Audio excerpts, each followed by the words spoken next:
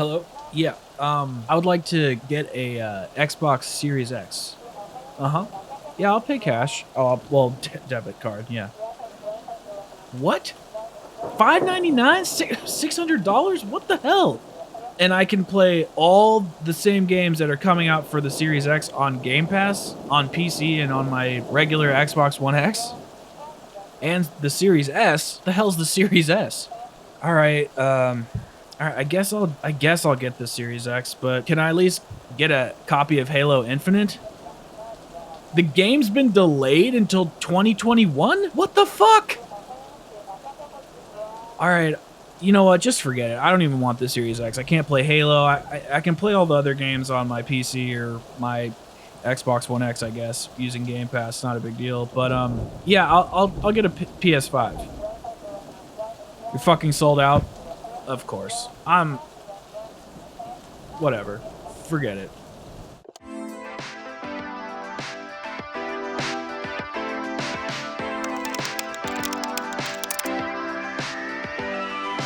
I've been trying to be nice about the Series X because I really like how open Microsoft is with consumers now. I like how they tell us what's going on. I like how they own their mistakes. I like how they're being so friendly and accessible with their games via Game Pass. I really think that Microsoft deserves a lot of, benefit of the doubt. I think they're doing a lot of cool things. But if this leak is true, Retail Insider claims Xbox Series X may be $599. Could it be a placeholder? Of course. But if this console is as powerful as they say it's going to be, it's got to be expensive, right? And on top of this, this was leaked by gaming journalist, podcaster, host Alana Pierce. And she's talking about how it's coming out in November, but it's going to be $599. If you can't get Halo, if you can't get the console for $500 or less, and you can play all the games on Game Pass, why the fuck would you buy this console? I don't understand. Game Pass and Game Pass Ultimate, getting the online connection and having mobile access and Game Pass access, that is an awesome feature. I love that. I think it's so cool. It's so accessible to anybody, but it's hurting Xbox and their console sales. Maybe they don't want console sales. Maybe that's the plan. I don't know. But if you don't have to buy a console to try out the latest games and you can play them on a PC that's technically more powerful or as powerful, why would you spend $600 that you don't have to? When you're paying $15-20 a month, you get all the games when they come out. And on top of that, Halo's not even coming out till 2021. Why not buy the Xbox Series X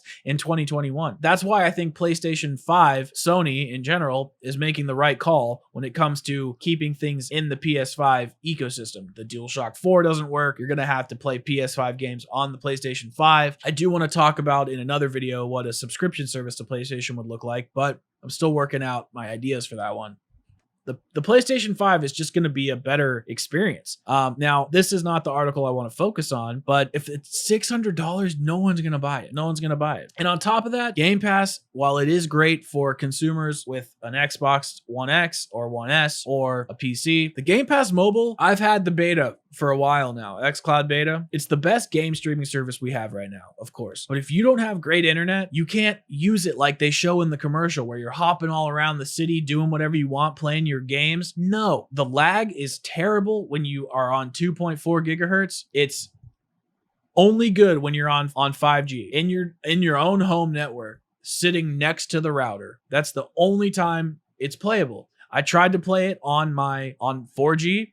I've tried to play it outside. I've tried to play it at work. It doesn't work. The lag, it's so sticky. They act like it's this revolutionary experience. It's not yet. Close in a few years, but not yet. There is a rumor that the PlayStation 5 date is set for November 13th, and the console price will be $499. Grab those salt shakers, folks, as we've got another PS5 release date rumor doing the rounds online. Roberto Serrano, who has been pretty active when it comes to talking about next-gen consoles, claims that Sony's console will launch on November 13th. The release date and price rumor. He doesn't stop there. However, Serrano also goes on to claim that the PlayStation 5 will be positioned at $499 for the standard edition and $399 for the digital-only edition.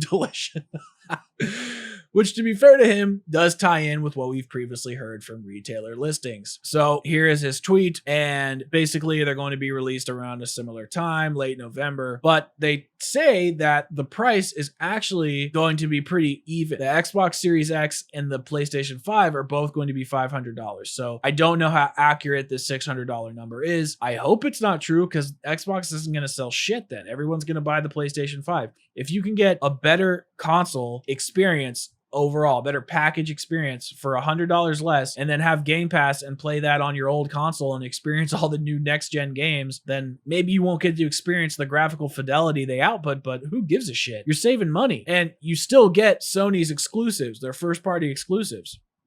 What's interesting is that the digital edition for the PlayStation 5 is the same as the Series S, and that it's way more powerful. So that is interesting to me. Xbox is really boning it up hard with that. So it looks like the consoles are actually coming out earlier than the initial post, and for cheaper than we may have thought, which I'm all about. Once again, take all this info with a pinch of salt. I hate when people say that. I hate the salt phrase. Serrano has a patchy track record and nothing has been confirmed by Sony yet, so we'll have to wait and see. However, a November release window for the PlayStation 5 would make sense, and we know that Xbox Series X is launching in that month. The PS3 and the PS4 have both launched in November 2006 and 2013 respectively, so Sony is probably going to keep this trend. Of course they are. I'm just interested to see and how they're going to market the S versus the digital edition PlayStation 5. There's no way those are going to cost the same. I personally think that the PlayStation 5 disc edition is going to be $550 and the digital edition will be $450 or $400 or something like that. But man, if this report is true and Alana Pierce's insider is accurate, $599 for the Series X with no major launch title. Oh, that's not good, baby. And another interesting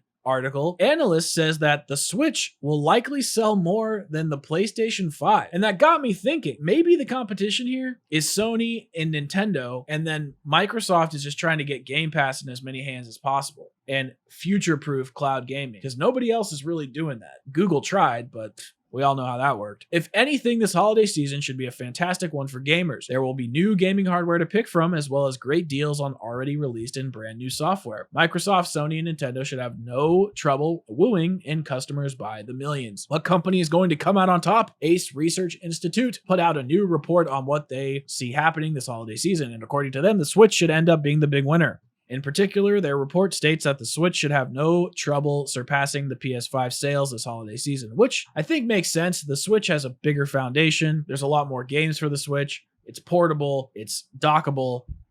It's a better buy. It invokes family play or co-op play a little bit more. And PlayStation 5s are, they're going to be $500-$600 or whatever, and there's not going to be as many games. People will get them eventually, but not right away. And the Switch has a base. So I think that kind of makes sense. It's just funny that they don't talk about the Series X at all. Nintendo's business performance will continue to be strong in the second quarter, and it seems that the Switch, which is significantly inferior in performance, will overwhelm the PS5 during this Christmas season.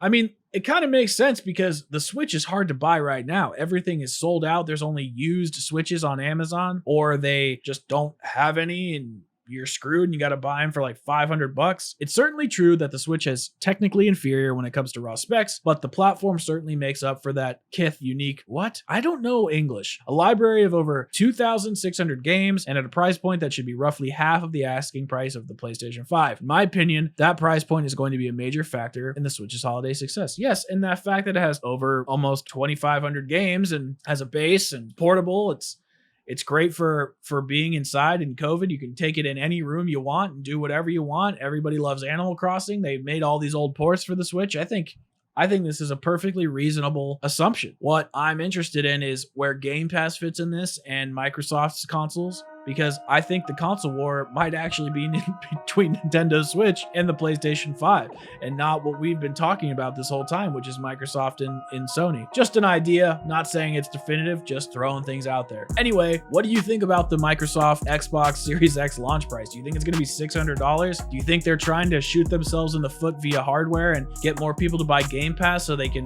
secure a mobile future? I don't know. I'm curious about these price leaks myself. It seems a little too good to be true, but I guess we'll just have to stay tuned to find out. Thank you so much for watching. My name is Alex, and I'll see you in the next video.